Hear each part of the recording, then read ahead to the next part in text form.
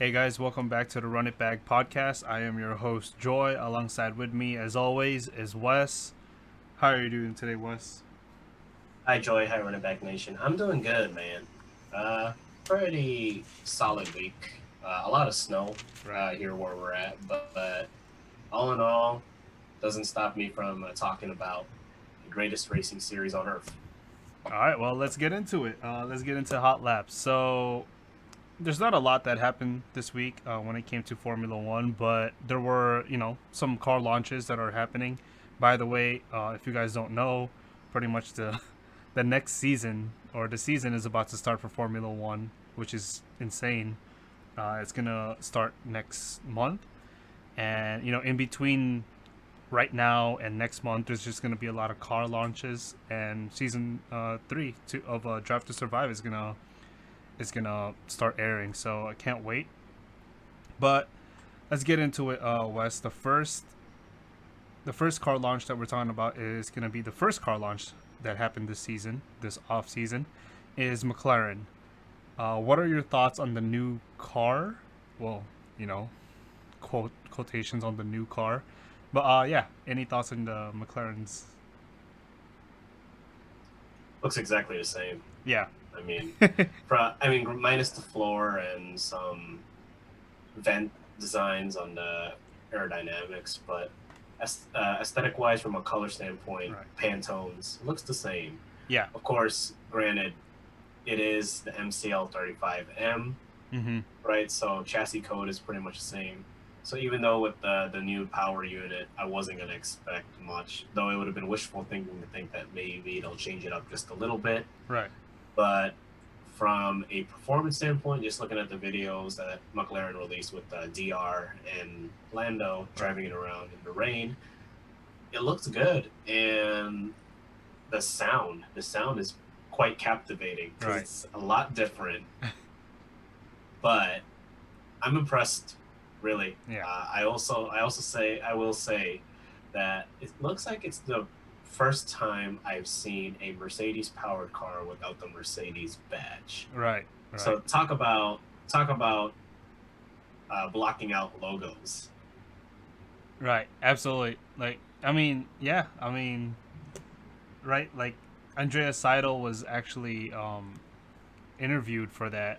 Why there isn't a lot of like brand recognition for, like, Mercedes in their team, and Andrea Seidel pretty much said that they wanted to focus on themselves as McLaren. They don't have to worry about Mercedes, because they truly do believe that Mercedes is the best power unit on the grid. And pretty much they said, there's no more hiding. And so pretty much, you know, McLaren's weaknesses are going to be shown this season. And so I like that approach. But Wes, you brought up a good point that aside from the new Mercedes engine, that there's not a lot of differences. And one of the biggest talking points about McLaren's car is the pretty much the rear, right? The monocoque that's pretty much holding the engine. I don't know if you've noticed, Wes, but McLaren actually had the fattest ass of all the F1 teams with their Renault engines, right? Because the McLaren engineers wanted to give the Renault engine as much breathing space and as much kind of space to kind of work around, so that it doesn't break down as much. And I guess it's paid off in the end. But the new engine for with the Mercedes package, it's actually a lot tighter, and it's actually one of the most slimmest asses in the grid right now. But yeah, like it's funny that you brought that up. But yeah, I think that's the biggest change that I saw out of the McLaren car this year. But yeah, like you said, aesthetically there isn't a lot of changes, right? But this is the last year of this era, so I didn't expect them to change it at all. Well, yeah, with the body type, yes. And I can't imagine any other team doing the same, Right. right, or doing anything drastic. But yeah, no. Nonetheless, I'm very impressed with the car, and I'm excited to see how it does with 18 other competitors on track. Right. Absolutely. Absolutely. And yeah, so I mean, McLaren wasn't all the only one to launch their car this week. AlphaTauri launched their car, which was yeah, like I actually this wasn't actually on my calendar. Is they probably announced when they were gonna launch the car, but I wasn't looking. I guess I wasn't looking forward to AlphaTauri's car launch this year. But yeah, Wes, what are your thoughts? Not a lot of changes to this car as well. Blue nose cone is a thumbs up. I will right, say that. right, Simply put, right, I mean, yeah, there wasn't much change design wise or color right, wise, but it's still a clean looking car. right, Hopefully, it's easy still to drive right. for Pierre Gasly, and I'm interested to see how Yuki Tsunoda will drive in the car. It Yeah. might literally and figuratively be the smallest car on the grid too. I'm talking about Yuki's, Right. but but I'm again really excited. Again, last year of actual Honda right. on the grid. So both teams, both Red Bull and AlphaTauris, and all four drivers, or five if we count Alex Albon, really need to make use of this last year with the partnership. Right. Yeah, absolutely. And yeah, like I don't know about you, Wes, but I actually prefer this livery over last year's. For me, I felt like white wasn't doing it for me. The way that they integrated the white and the navy blue, but I like this year's car a little bit better. I think it's still a little off for me. I don't know. It's just not one of my favorites in AlphaTauri. More on our favorite and our worst liveries that we think of, like in the 2020 grid. But yeah, pretty much not a lot of changes. They did change the front wing. Um, like kind of just the shape of the front wing. It's not as beefy as it was last year. It's a little bit more thinner, I guess. But fun fact, Wes. I don't know if you knew this, but they actually rejected parts from Red Bull, like last year's Red Bull, to integrate to this AlphaTauri car. I'm not surprised, Right. given that Franz Tost was very adamant about AlphaTauri no longer being in the shadows of Red Bull, Mm-hmm. that they want to compete. So, in a way, it's kind of saying like, look, what's last year's parts gonna do for us? That's true. Especially when Red Bull would have something better, and that the teams hypothetically would have parts that would perform better than the year before. Right. So yeah, no, I get it, but I can appreciate AT for trying to actually be their own team, Right. despite us being a sister team of somebody else. Right. Now, would you say this is like kind of like like would you say that this is kind of like a clap back at Racing Point? Because at the beginning of the season, people kept saying the word of the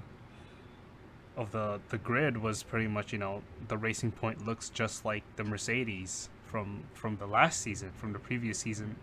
That and do you think that this is kind of like Franz Toss's way of saying, yeah, we're not doing that. We're not gonna go through probably that kind of PR. Possibly. I Okay. mean, I don't think he outright means that, we're not going to do what Racing Point does. Right.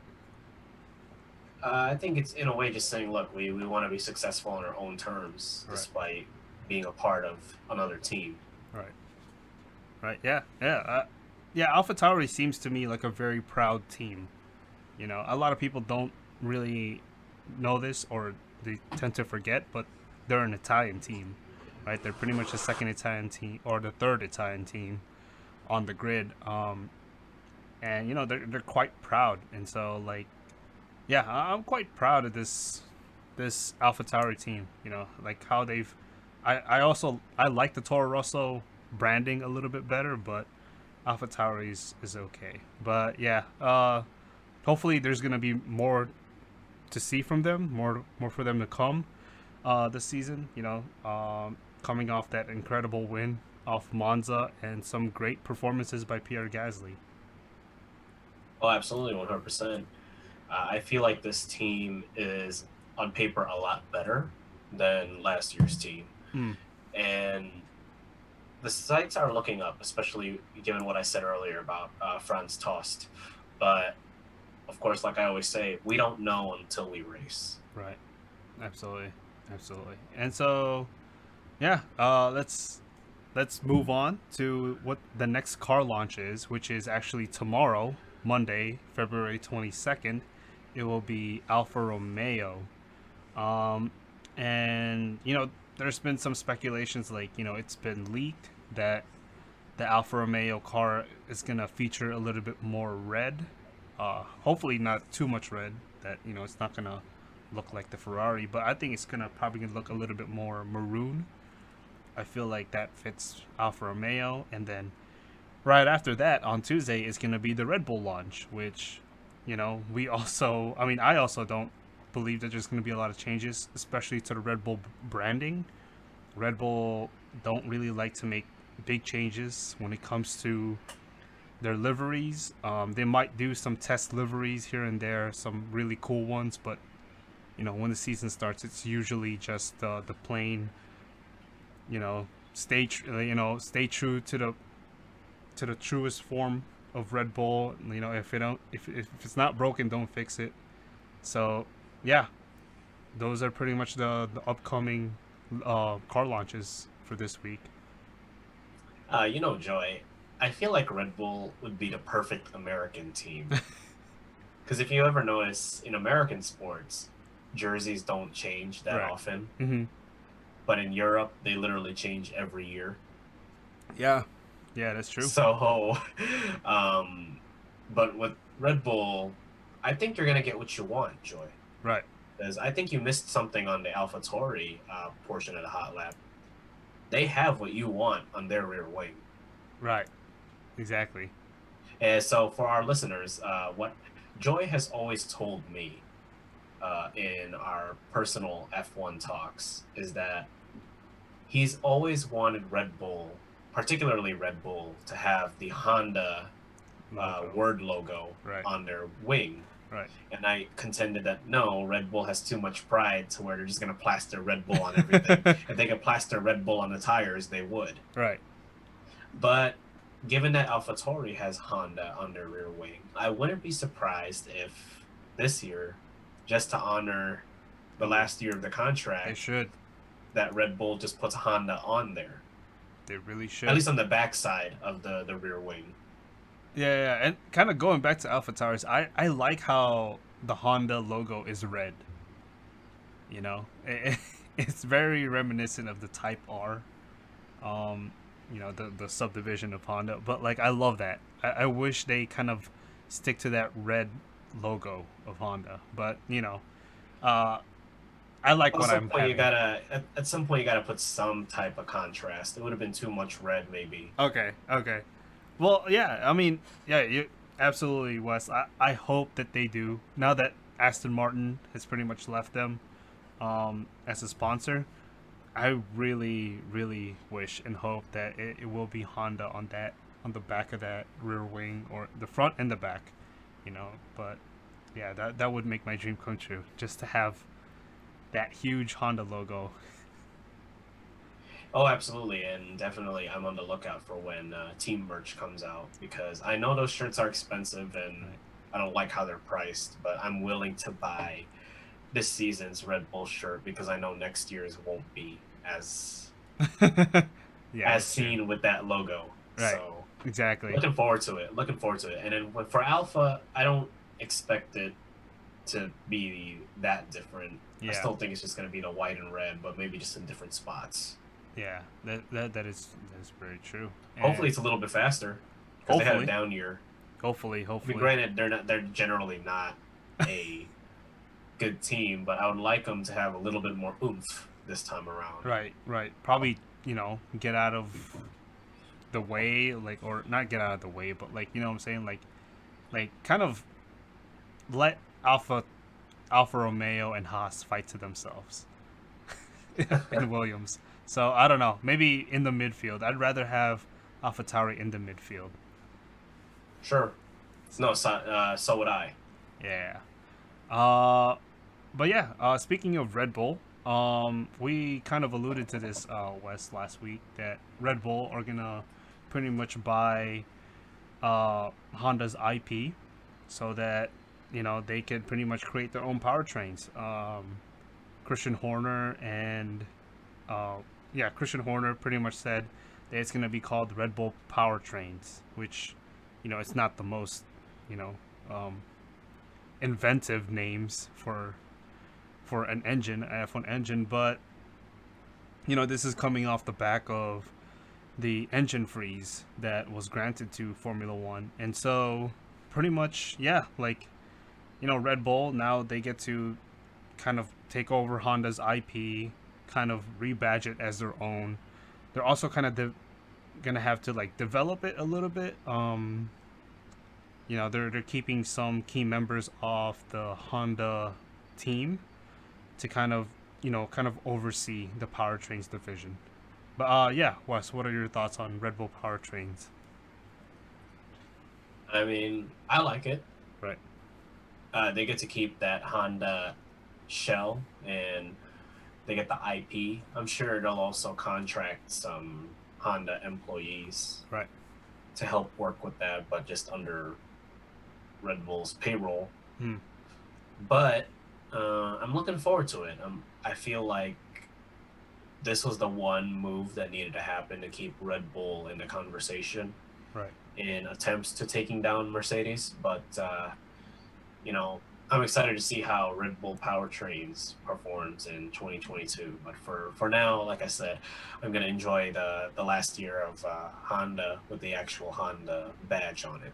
Right. And I guess Wes, just kind of thinking over it, in my sleepless nights,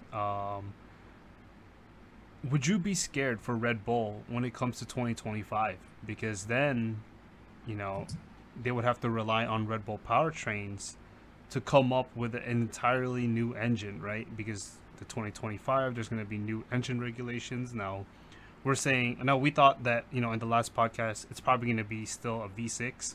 It's probably still going to be a hybrid. It's just going to be a little bit more environmentally friendly with more reusable fuel. But Red Bull powertrains is already like on a back foot, right? Because they're not engine manufacturers from that own a large factory that produces power units for like production cars. They're kind of at the moment they're kind of just like an arm or a branch to Red Bull Racing, and they haven't really proved anything yet. And thank God that they have the engine freeze, because then they don't have to prove anything right now. But how worried are you about this Red Bull powertrains when it comes to the new engine regulations in 2025?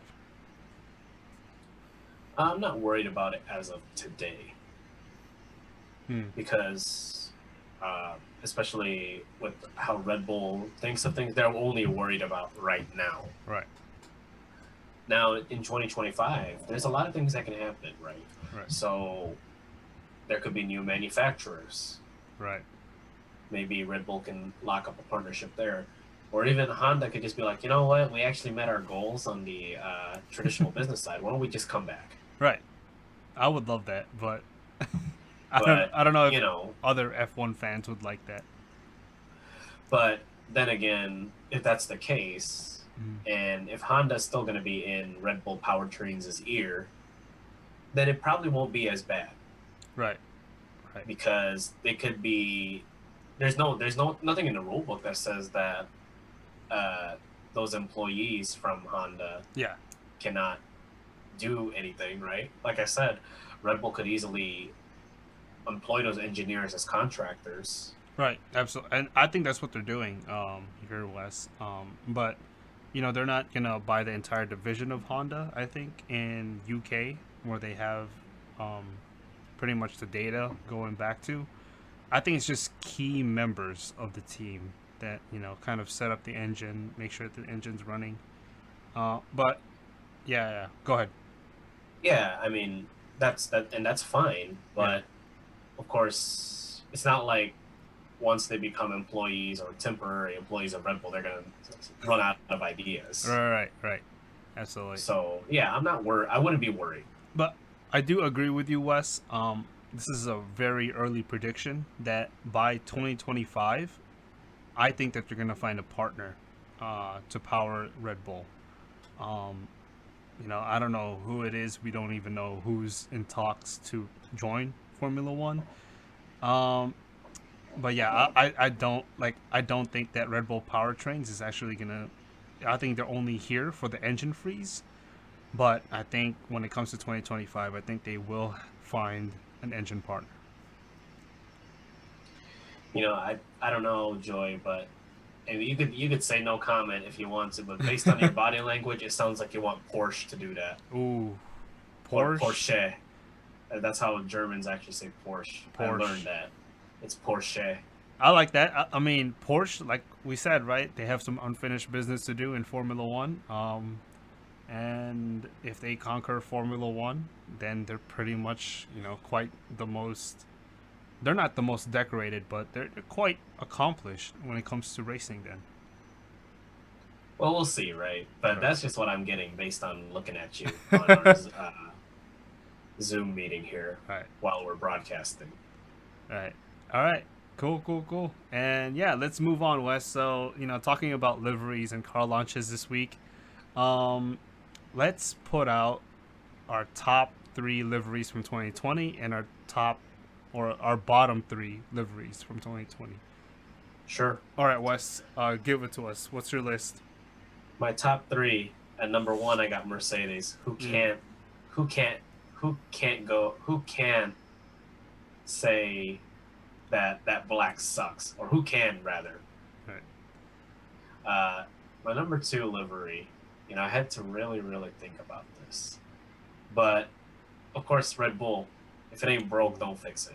Okay, there you go. And of course, I like blue, so blue cars, those are friendly to me.